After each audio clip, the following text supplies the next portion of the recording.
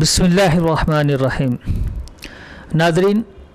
अस्सलामु अलैकुम वरहमतुल्लाहि वबरकातुह। ये हमारे लिए यकीनन बड़ी खुशबख्ती की बात है कि आज हमारे दरमियान हज़रत मौलाना हसनुल हाशमी मद्ददुल्लाहु आली फ़ाज़िल दारुल उलूम देवबंद व चीफ़ एडिटर माहनामा तिलिस्माती दुनिया देवबंद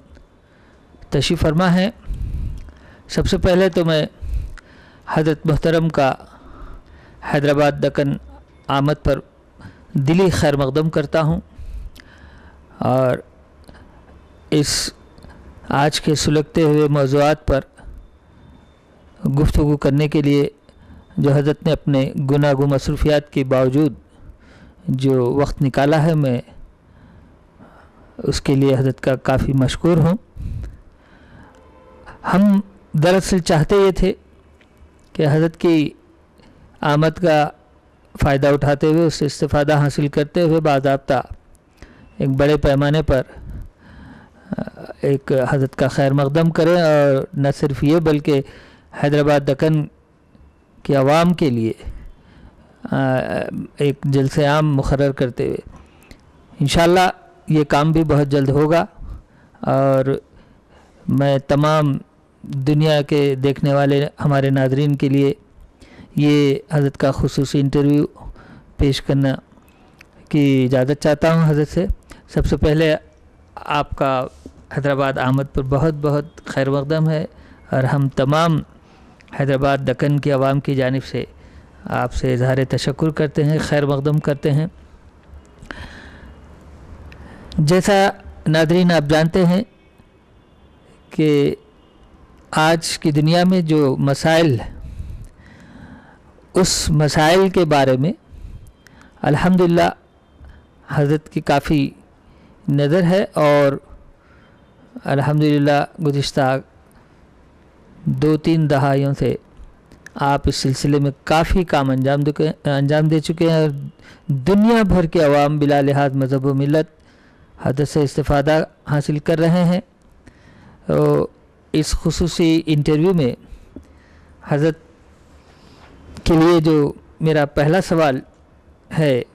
वो नाज़रीन आप भी बग़ौर समाअत फरमाएँ कि हज़रत आज के मसाइल से भरी दुनिया में आपने तिलिस्माती दुनिया से मुताल्लिक़ माहनामा मैगज़ीन गुज़िश्ता 21 साल से पाबंदी शाये फरमा रहे हैं। क्या आप समझते हैं कि दीगर मसाइल से ज़्यादा आज के इंसान के लिए अपनी हिफाजत वग़ैरह के लिए रूहानी मसाइल का जानना ज़रूरी है? जी देखिए, हदीस शरीफ में कि क़यामत की निशानियों में से एक निशानी ये भी है कि जादू टोना और जिन्नात के असरात घर घर में होंगे। और ज़ाहिर है कि जादू टोने से और जिन्नात के असरात से इंसानों को काफ़ी नुकसान उठाना पड़ता है। इसलिए इस दौर में ये ज़रूरी है कि हम इनके दफ़िये के लिए और इन मुज़िर असरात से निजात पाने के लिए इस तरह के उलूम हासिल करें कि जिनका सहारा लेकर हम जिन्नात से और जादू टोने से महफूज रह सकें और जो लोग इसमें मुब्तला हो गए हों उनको निजात दिलाने की कोशिश करें तौहीद व सुन्नत की रोशनी में। हज़रत से मेरा दूसरा सवाल ये है, इल्म नाफ़े से क्या मुराद है और कुरान और हदीस की रोशनी में इल्म नजूम व फलकियात, इल्म रमल, इल्म जफ़ वग़ैरह के सीखने और सिखाने के बारे में आप क्या फरमाते हैं? देखिए, हर वो इल्म जो इंसानों को और अल्लाह के बंदों को नफ़ा पहुंचाता है वो इल्म नाफ़े कहलाता है। वो इल्म तिब हो या इल्म जफ़र हो या कोई और दूसरा इल्म हो जो इंसानों के लिए फ़ायदेमंद साबित हो, वो इल्म नाफ़े कहलाता है। आज दीनी मदारिस ने भी इस बात की अहमियत को महसूस किया है कि जो असरी उलूम हैं उनको दीनी मदारिस के अंदर शुरू किया जाए। असरी उलूम से मुराद सिर्फ़ हिंदी और अंग्रेज़ी का पढ़ना नहीं है, बल्कि असरी उलूम से मुताल्लिक़ वो तमाम उलूम हैं کہ جو انسانوں کو فائدہ پہنچاتے ہیں، جس میں علم اعداد بھی ہے، علم نجوم بھی ہے، لیکن شریعت نے ایک حد متعین کی ہے۔ اس حد کے اندر رہتے ہوئے جو توحید و سنت سے نہ ٹکراتی ہو، کوئی بھی علم ہو یا کوئی بھی انسانی ضرورت ہو، تو اس کو اختیار کرنا چاہیے۔ اور حدیث میں جو یہ آتا ہے کہ تم میں سب سے بہتر انسان وہ ہے جو لوگوں کو فائدہ پہنچائے، اس لیے ہم یہ چاہتے ہیں کہ جو بھی علم انسانوں کو فائدہ پہنچائے ہم اس کو اپنے استعمال میں لائیں اور اس سے فائدہ اٹھائیں۔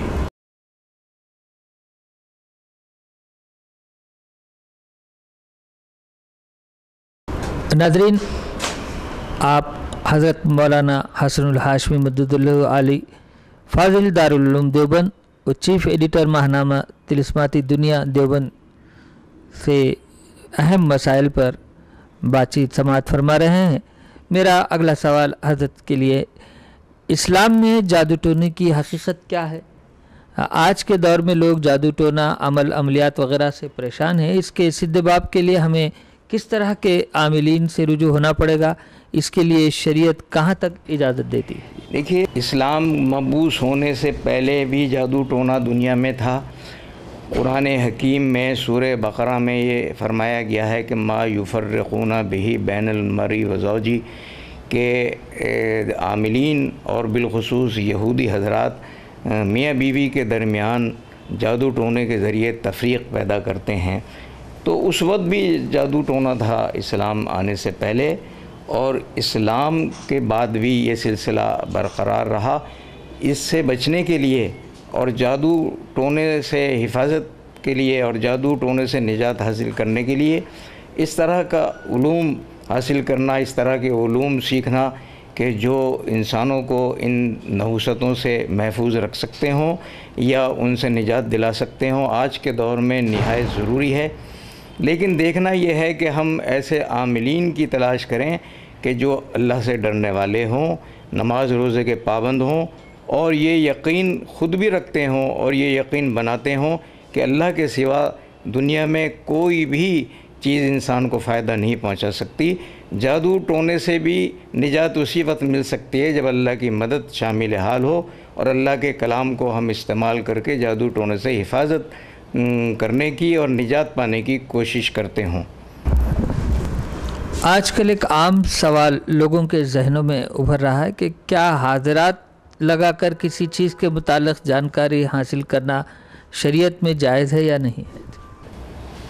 حاضرات کی دیکھیے حیثیت ہمارے نزدیک صرف اتنی ہے جیسے ایک ڈاکٹر بخار جانچنے کے لیے تھرمامیٹر کا استعمال کرتا ہے یا شوگر چیک کرنے کے لیے ہم ایک مشین کا سہارا لیتے ہیں۔ حاضرات کی اس سے زیادہ حیثیت نہیں ہے، اور حاضرات میں 100% کسی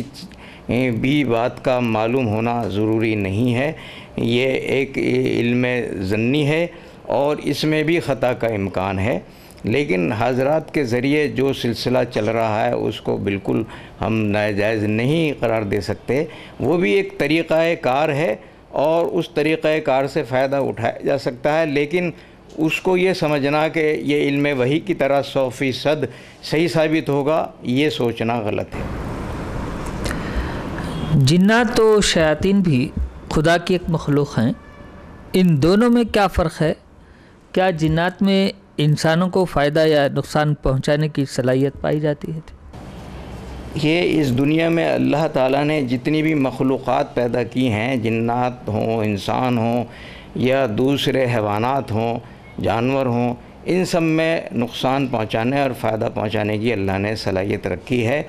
اور جنات کے بارے میں قرآن حکیم میں یہ فرمایا گیا ہے کہ جو جنت میں حوریں ملیں گی اللہ کے نیک بندوں کو، ان کے بارے میں ان کی پاکیزگی کا ذکر کرتے ہوئے یہ فرمایا ہے قرآن میں کہ لم یطمثہن انس قبلہم ولا جان، وہ عورتیں اس درجہ پاک دامن ہوں گی کہ انہیں اس سے پہلے نہ کسی جن نے نہ کسی انسان نے ہاتھ لگایا ہوگا۔ اس سے ثابت ہوتا ہے کہ جنات بھی انسان کو نقصان پہنچا سکتے ہیں، عورتوں کو نقصان پہنچا سکتے ہیں،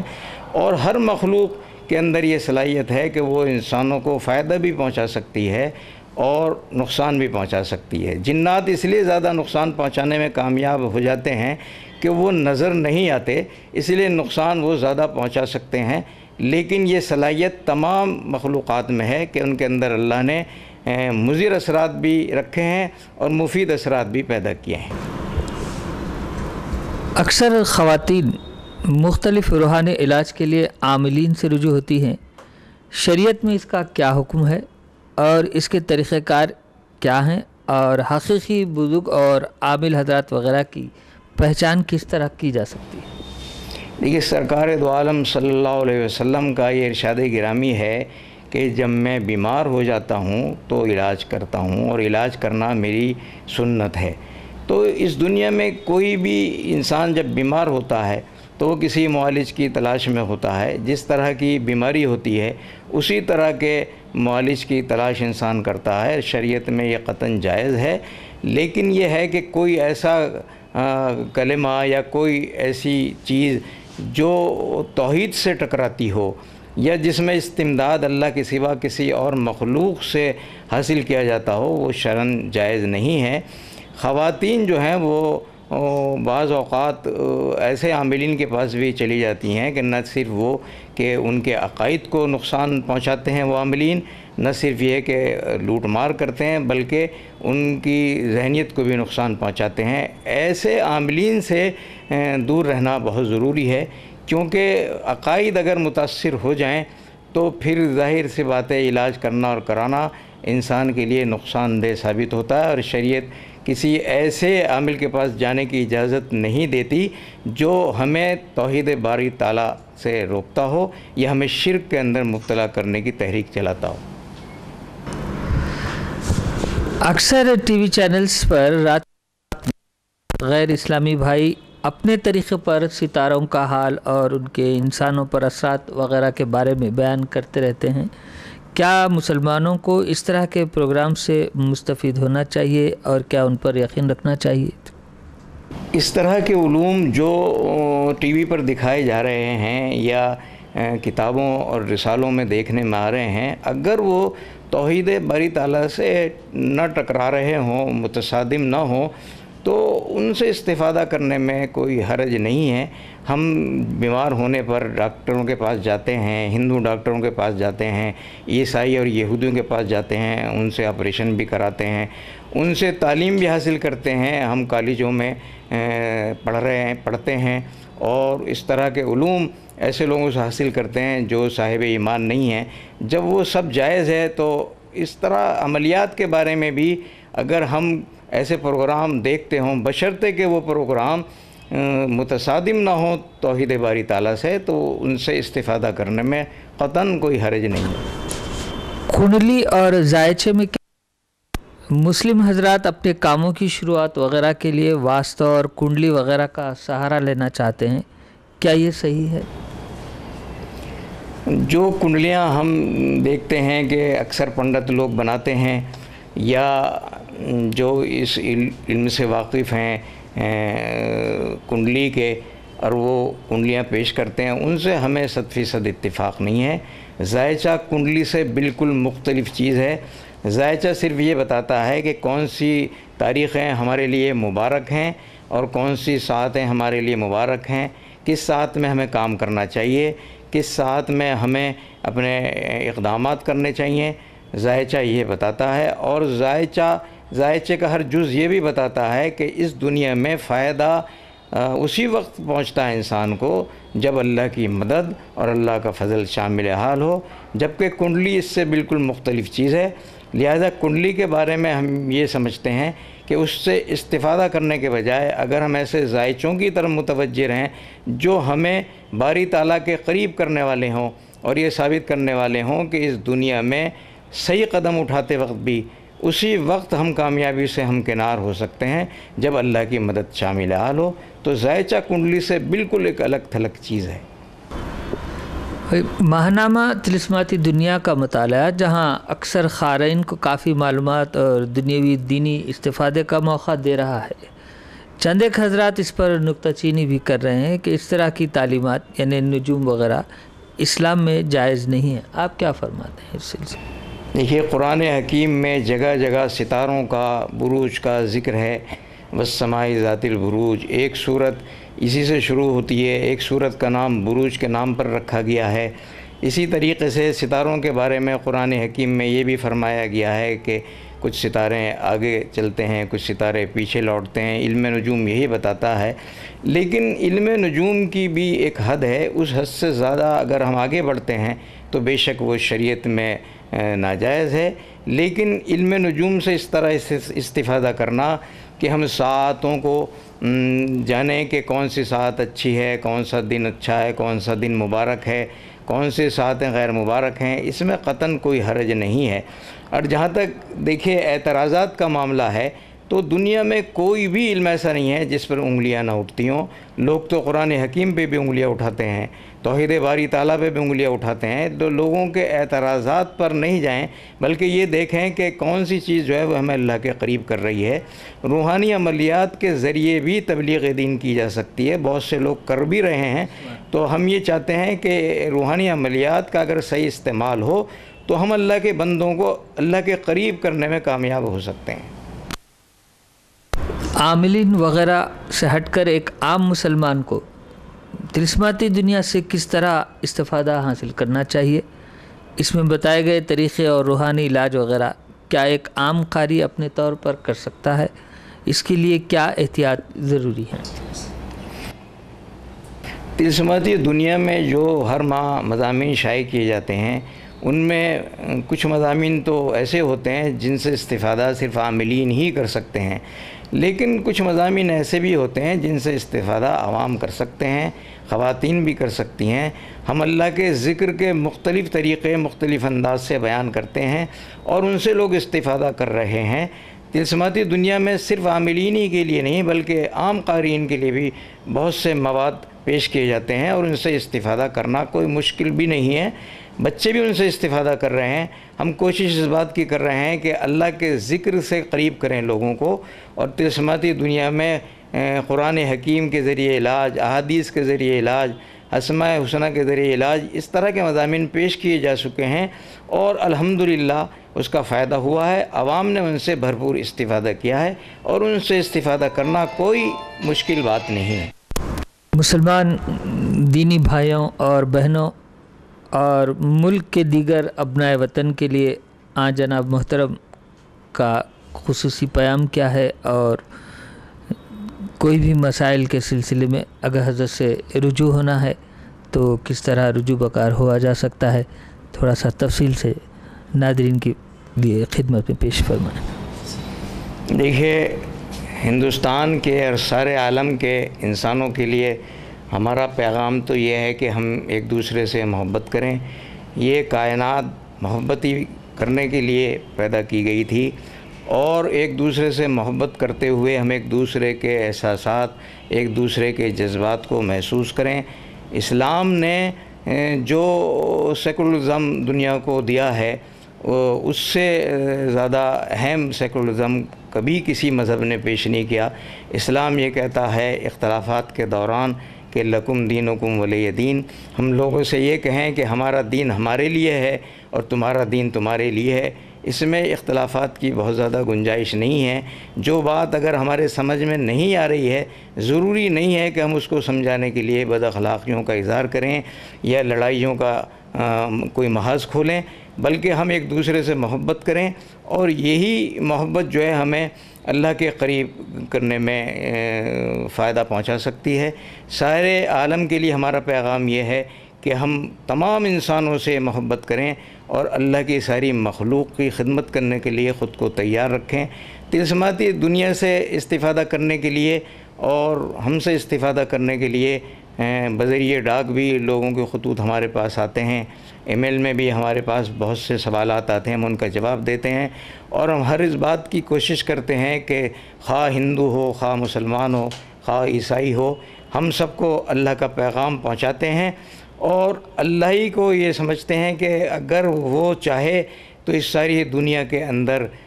جناب علی محبت کی بارشیں ہو سکتی ہیں۔ لہذا تمام عملیات کو پیش کرنے کے بعد ہم پھر اللہ سے رجوع کرتے ہیں کہ ہمارا کام یہ تھا کہ ہم نے تیرا نام، تیرا ذکر عام کر دیا، باقی نتائج کا پیدا کرنے والا تو ہے اور تو ہی اپنے بندوں کی اصل مدد کرنے والا ہے۔ ہمارا پیغام یہ ہے کہ ہم سب سے محبت کریں، ان کا جو فرض ہے وہ اہل سیاست جانیں، اپنا پیغام محبت ہے جہاں تک پہنچے۔ آپ جانتے ہیں کہ حضرت مولانا حسن الہاشمی مدد اللہ العالی فاضل دارالعلوم دیوبند اور چیف ایڈیٹر ماہنامہ طلسماتی دنیا دیوبند، جہاں روحانی دنیا کے لیے ایک بہت ہی اہم شخصیت ہیں، وہاں اپنے سیاسی تدبر اور بردباری کے ذریعے سے بھی بہت جانی مانی بزرگ شخصیت ہیں، اور کئی ایک سیاستداں دانشور وقت اور حالات کے اعتبار سے حضرت علامہ سے مشورے لیتے ہیں۔ حضرت سے میرا سوال اس سلسلے میں، چونکہ آپ کی سیاسی بصیرت بھی الحمدللہ کافی تیز ہے، آج کے دور کے اعتبار سے، خاص طور پر ہندوستانی حالات کے اعتبار سے، جبکہ اب انتخابات بھی جو ہے بہت ہی قریب ہیں، تو اس ملک میں جبکہ مسلمان کو ہمیشہ سے یہ شکایت رہی ہے کہ اس کے ساتھ انصاف نہیں کیا گیا اور مختلف مقامات پر اس کے ساتھ انصاف نہیں ہوا اور دہشت گردی وغیرہ کا اس کے لیے لیبل لگا دیا گیا، تو اس سلسلے میں آپ مسلمانوں کے لیے خاص طور پر کیا پیغام دینا چاہتے ہیں، اور ان کے انتخابات میں، آنے والے انتخابات میں وہ کس طرح اپنے وطن کے لیے ایک جو پیغام آپ دینا چاہتے ہیں، اور اس کے علاوہ جو ان کی شکایتیں ہیں ملازمتوں کے سلسلے میں ہو یا اور دوسری، تو اس کے تدارک کے لیے خود مسلمانوں کا کیا فرض ہے، وہ ایک سوال میں خصوصی پیغام آپ ان کو پہنچائیں۔ دیکھیے، مسلمانوں کے ساتھ جو کچھ آزادی کے بعد سے ہوتا رہا ہے وہ بہرحال بہت تکلیف دہ ہے، اور مختلف الزامات مسلمانوں پر لگائے گئے ہیں۔ مسلمان اگر وہ مسلمان ہیں تو وہ دہشت گرد ہو ہی نہیں سکتا، اور دنیا میں سب سے زیادہ دہشت گردی کی مخالفت اگر کسی نے کی ہے تو وہ دین اسلام نے کی ہے، اور دین اسلام سے وابستہ کوئی انسان دہشت گرد نہیں ہو سکتا۔ یہ ایک سیاسی حربہ ہے، اور یہ جو مسلمانوں پر دہشت گردی کا الزام لگایا گیا، اس میں بیرونی طاقتوں نے زیادہ حصہ لیا ہے، اور پھر اس میں کچھ فرقہ پرست لوگ بھی شامل ہو جاتے ہیں، لیکن سچ بات یہ ہے کہ مسلمان اگر وہ مسلمان ہے اور اللہ پر ایمان رکھتا ہے، وہ قطعاً دہشت گرد نہیں ہو سکتا۔ اور موجودہ حالات میں دیکھیے، ہمارا پیغام مسلمانوں کے لیے یہ ہے کہ وہ صبر و ضبط اور تحمل سے کام لیں، اور ہر جگہ الیکشن کے دوران ان لوگوں کو فائدہ پہنچائیں جن کے اندر خدمت کا جذبہ ہو، اور مسلمانوں کو چاہیے کہ وہ صبر و تحمل سے کام لیں۔ دہشت گردی کا الزام ان پر لگ رہا ہے، اگر ہم اپنے اخلاق کو درست نہیں کریں گے، خود اپنے اندر تبدیلی نہیں لائیں گے، تو ساری دنیا اسی طرح ہم پر الزامات لگاتی رہے گی۔ ہمارے اخلاق، ہمارے کردار اچھے ہو جانے چاہیے، اور ہم جہاں بھی رہتے ہوں ہم اپنے اخلاق اور اپنے معاملات سے ساری دنیا کو ہم متاثر کریں۔ ہم اپنی نمازوں اور روزوں سے متاثر نہیں کر سکتے، اپنے معاملات سے، اپنے کردار سے ہم متاثر کر سکتے ہیں۔ ہمارا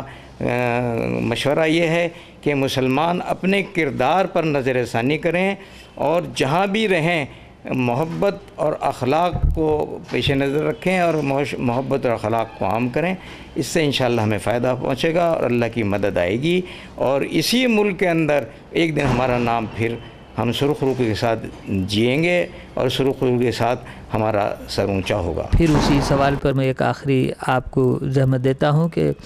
یہ جو جادو ٹونا اور اس قسم کی جو چیزیں ہیں، اس سے جو پریشان حال افراد ہیں عام طور پر، تو اس کے لیے کیا احتیاطی تدابیر وہ خاص طور پہ یہ حضرت سے جاننا چاہتے ہیں، خاص طور پر خواتین جو اپنے گھروں میں ہیں اور کچھ شکوک و شبہات میں مبتلا ہیں، اور ان کے لیے کیا احتیاط ہیں، اگر ایسا کچھ ہے تو ہم کس طریقے کی احتیاط کرنا چاہیے اور ان سے کس طرح بچاؤ ہے، وہ ہمارے ناظرین کے لیے جو ہے۔ دیکھیے، جادو ٹونے سے اور جنات کے اثرات سے اور اس طرح کی دوسری روحانی بیماریوں سے محفوظ رہنے کے لیے سب سے پہلے تو یہ ہے کہ ہم اللہ کا ذکر پابندی کے ساتھ کریں، اور رات کو سوئیں باوضو سوئیں، آیت الکرسی پڑھ کر دستک دیں، 3 مرتبہ تالیہ بجا کر سوئیں۔ جہاں تک ہماری تالی کی آواز جائے گی وہاں تک جنات کے اثرات ہمیں نقصان پہنچانے میں کامیاب نہیں ہو سکیں گے۔ اور اس کے ساتھ ساتھ ہمیں ذکر کے ساتھ، اللہ کا ذکر کرنے کے ساتھ ساتھ رات کو بستروں پر جانا چاہیے۔ موجودہ زمانے میں یہ ہو رہا ہے، لوگ ٹی وی دیکھتے دیکھتے سو جاتے ہیں، نتیجہ یہ ہوتا ہے کہ ڈراؤنے خواب بھی آتے ہیں، الٹی سیدھی چیزیں انہیں پریشان کرتی ہیں۔ پہلے تو ہم خود اپنی اصلاح کریں، اور اس کے بعد بھی اگر کہیں ہم مبتلا ہو جائیں کسی جادو میں، کسی سحر میں، تو اچھے لوگوں کی تلاش کریں، ایسے عاملین جو خود نماز روزے کے پابند نہ ہوں، جن کا کردار صحیح نہ ہو، ان کے پاس جانا خود کو ایک نئی مصیبت کے اندر ڈال دینا ہے۔ اچھے لوگوں سے ملیں، خدا ترس لوگوں سے ملیں۔ جب تلاش کریں گے تو اچھے عاملین ہر جگہ موجود ہیں، لیکن اگر ہم تلاش نہیں کریں گے تو اچھے عاملین تک ہماری رسائی نہیں ہوگی۔ ہمیں پہلے تو خود اللہ کا ذکر کرنا چاہیے تاکہ ہم اس طرح کے اثرات کا شکار نہ ہوں، اور اس کے بعد ہمیں خدا ترس عاملوں کی تلاش کرنی چاہیے۔ ہماری تحریک یہی ہے ہاشمی روحانی مرکز سے کہ اچھے عاملوں کی ایک کھیپ ہم تیار کر کے اپنی قوم کو دے سکیں، تاکہ وہ کلام الہی سے اور اسماء حسنہ سے علاج کر سکیں لوگوں کا، اور اللہ سے استعانت طلب کریں، اور لوگوں کو یہ بتائیں کہ اللہ ہی سے مانگنا اصل ہے، اور اگر ہم اللہ سے مانگنے کی عادت بنا لیں گے تو شاید ہم کسی عامل کے بھی محتاج نہ رہیں۔ آخر میں حضرت العلماء کا کافی مشکور ہوں، جو اپنی کافی مصروفیات کے باوجود ہمارے اس چوائس نیوز چینل کے لیے انٹرویو کا موقع دیا، اور عام عوام کو جس سے انشاءاللہ یقیناً ضرور استفادہ حاصل ہوگا۔ میں حضرت سے گزارش کرتا ہوں کہ ہمارے تمام ملک کے لیے، خاص طور پر حیدرآباد دکن کے لیے، اقوام عالم کے لیے امن و اتحاد کے لیے خصوصی دعا فرمائیں، تمام بلائیات سے محفوظ رہنے کے لیے میں حضرت سے گزارش کرتا ہوں، اور ایک بار پھر حضرت کا انتہائی ممنون و مشکور ہوں، اور اس امید کے ساتھ کہ آئندہ جب دوبارہ حیدرآباد تشریف لائیں، حضرت باضابطہ طور پر ایک جلسہ عام ہو، اور زیادہ سے زیادہ حیدرآباد دکن کے پریشان حال اور جو مایوس افراد ہیں وہ حضرت سے زیادہ استفادہ حاصل کر سکیں۔ میں مشکور ہوں، حضرت کا دعا کا طالب ہوں۔ میں دعا کرتا ہوں کہ رب العالمین ہمارے پورے ملک میں امن و امان رکھے، اور جناب تمام انسانوں میں، ہندو اور مسلمانوں میں اتحاد اور محبت پیدا فرمائے، اور یہ ہمارا ہندوستان جو جمہوریت کی وجہ سے اور سیکولرزم کی وجہ سے پوری دنیا میں اپنی ایک انفرادیت رکھتا ہے، اللہ تعالیٰ اس انفرادیت کو قائم رکھے، اور ہندو اور مسلمانوں میں ایسا اتحاد پیدا فرمائے کہ دوسری اقوام دیکھ کر رشک کریں، اور ہمیں بھی فخر حاصل ہو اس ملک کے باشندوں کو کہ ہماری محبتیں اس درجہ ہیں کہ دوسرے لوگ ہمیں لڑوانے کی کوشش بھی کرتے ہیں تو ہم آپس میں ایک دوسرے سے نہیں لڑتے۔ جمہوریت ہمارے ملک کی باقی رہے، اور ہمارے ملک میں ہمیشہ امن و امان قائم رہے۔ میں تمام انسانوں کے لیے، اس ملک کے تمام باشندوں کے لیے اللہ سے یہ دعا کرتا ہوں کہ ہم سب کو جادو ٹونے سے اور جنات کے اثرات سے، آپس کی دشمنیوں سے اللہ تعالی ہماری حفاظت بھی فرمائے، اور جو لوگ ہم میں ان چیزوں میں مبتلا ہو گئے ہوں اللہ تعالیٰ ان سے ہماری اور ہم سب کی ہم کو نجات عطا فرمائے۔ وآخر دعوانا الحمدللہ رب العالمین۔